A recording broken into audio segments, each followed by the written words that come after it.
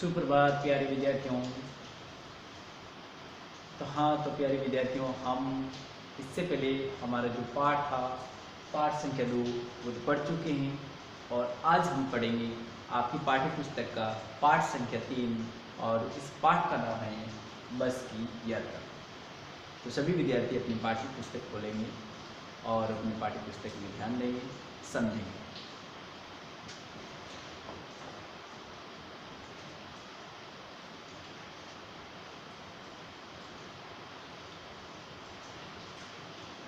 पृष्ठ संख्या 130 खोल लीजिए। पाठ का नाम है बस की यात्रा और इस पाठ के लेखक हैं हरिशंकर परसई। लेखक कौन है? हरिशंकर परसई।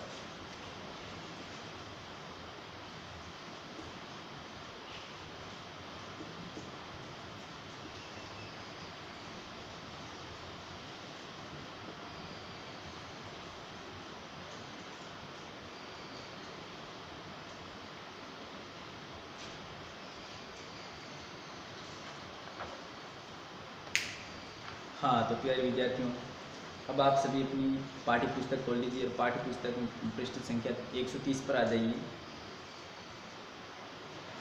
और इसमें जो पहला अवतरण है अर्थात पहला गद्यांश है, उसको हम पढ़ेंगे, समझेंगे। हम 5 मित्रों ने तय किया कि शाम 4 बजे की बस से चलेंगे। पन्ना से इसी कंपनी की बस सतना के लिए घंटे भर बाद मिलती है, जो जबलपुर की ट्रेन मिला देती है। सुबह घर पहुंच जाएंगे। हम में से 2 को सुबह काम पर हाजिर होना था, इसीलिए वापसी का यही रास्ता अपनाना जरूरी था। लोगों ने सलाह दी कि समझदार आदमी इस शाम वाली बस से सफ़र नहीं करते। क्या रास्ते में डाकू मिलते हैं? क्या रास्ते में डाकू मिलते हैं? नहीं, बस डाकी नहीं। तो इसमें कुछ कठिन शब्द आए हुए हैं, वो पहले तो समझेंगे। कठिन शब्द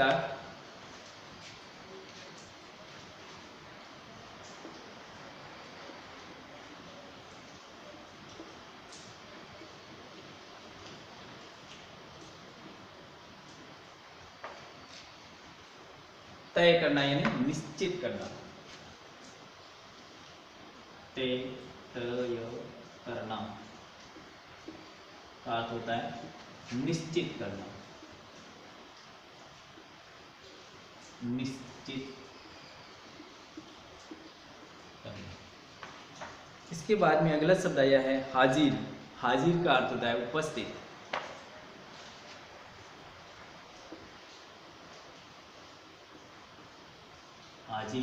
हाजिर का अर्थ होता है उपस्थित।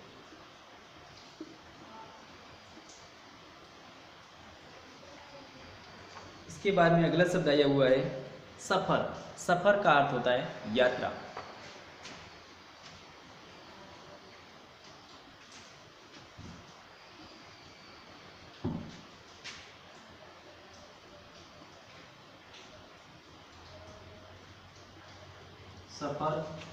सफर का अर्थ होता है यात्रा। इसके बाद में अगला, अब हम अगले क्रम में इसकी व्याख्या, प्रसंग ये पढ़ेंगे। तो सबसे पहले हम जो अवतरण पढ़ा है उसकी व्याख्या करेंगे। तो व्याख्या करने से पहले प्रसंग लिखना जरूरी है। तो प्रसंग में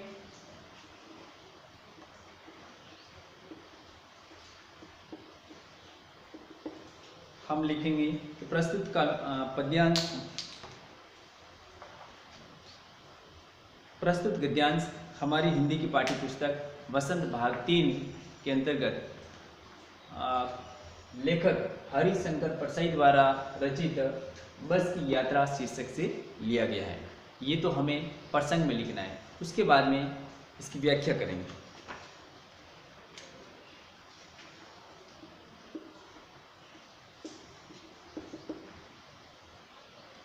व्याख्या, तो सभी विद्यार्थी अपनी पाठ्य पुस्तक है उसमें ध्यान देंगे।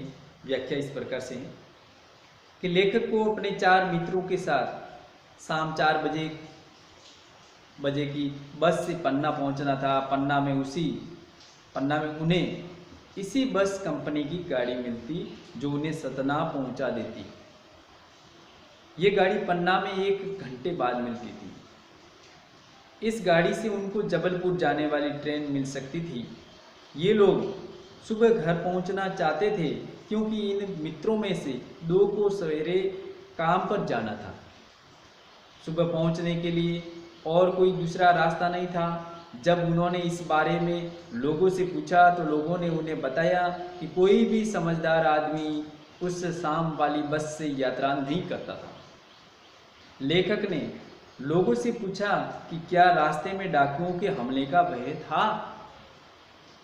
लोगों ने व्यंग्य करते हुए बताया कि बस ही डाकिनी के समान थी। बस है वो किसके समान थी? डाकिनी के समान थी। अर्थात बस कहीं भी कभी भी रास्ते में खराब हो सकती थी। इससे यात्री घोर संकट में फंस सकते थे। तो इस प्रकार से ये व्याख्या करनी है, जो पहला अवतरण था। उसके बाद में अगला गद्यांश, दूसरा क्रमांक जहाँ 2 लिखा हुआ है आप उसमें देखेंगे। बस को देखा तो श्रद्धा उमड़ पड़ी, खूब वयोवृद्ध थी, सदियों के अनुभव के निशान लिए हुए थी। लोग इसलिए इससे सफ़र नहीं करना चाहते कि वृद्धावस्था में इसे कष्ट होगा। यह बस पूजा के योग्य थी, उस पर सवार कैसे हुआ जा सकता है। अब इसमें कुछ कठिन शब्द आए हुए हैं, वो ध्यान देंगे, समझेंगे। श्रद्धा का अर्थ होता है सम्मान की भावना।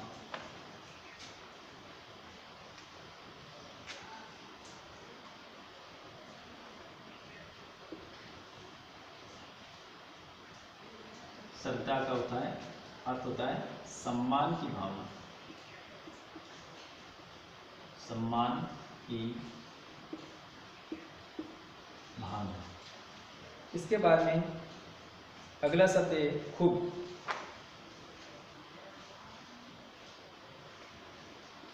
खूब का अर्थ होता है बहुत।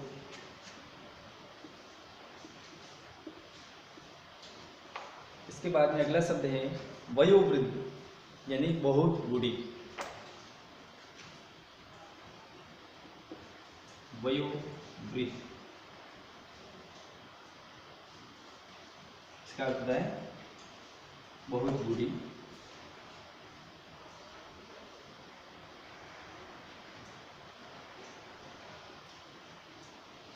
इसके बाद में अगला शब्द आया हुआ है सदियां।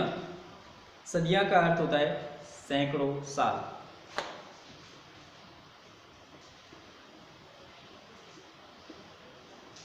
सदियां का अर्थ होता है सैकड़ों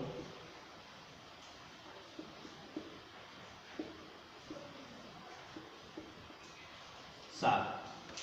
इसके बाद में अगला शब्द आया हुआ है अनुभव। अनुभव का अर्थ होता है तजुर्बा।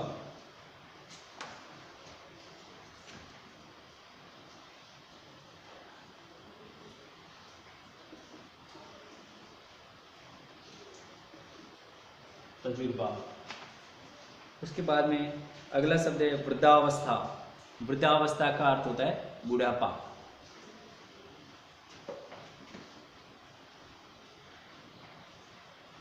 वृद्धावस्था का अर्थ होता है बुढ़ापा। इसके बाद में अगला शब्द आया हुआ है कष्ट। कष्ट का अर्थ होता है दुख। फिर है योग्य। योग्य का अर्थ होता है लायक।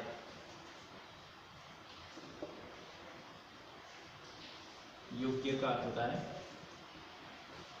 लायक। हाँ, तो प्यारे विद्यार्थियों, आज हम इतना ही पढ़ेंगे। उसके बाद में पेज संख्या 131 से नेक्स्ट जब भी क्लास लगेगी उस समय पढ़ेंगे। आज का जो कक्षा कार्य और गृह कार्य है वह मिट्स योर पेरेंट ऐप में दे दिया जाएगा और आपको मिट्स योर पेरेंट ऐप में से देख करके पूर्ण करना है। और एक बात ये भी ध्यान रखेंगे कि घर पर आप इस पाठ को पूरा पढ़ेंगे, समझेंगे।